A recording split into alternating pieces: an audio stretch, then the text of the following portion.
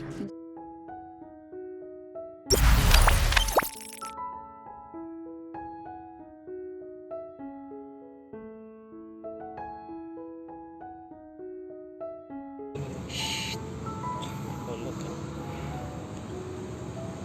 Tribuners, kembali lagi dengan saya Linda Tisnawati, reporter Tribun Sumsel, melaporkan dari Gria Agung.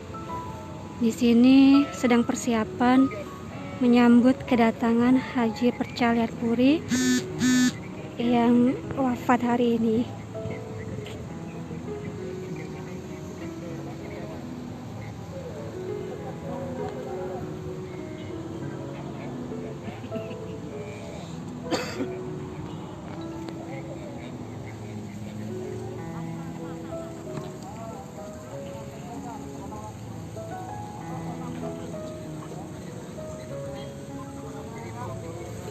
Terlihat sudah beberapa kepala dinas sudah berdatangan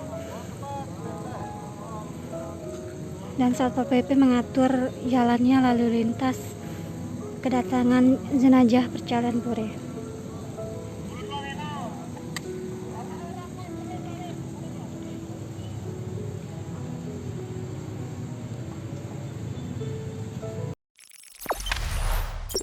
Jangan lupa subscribe, share, komen, dan like ya.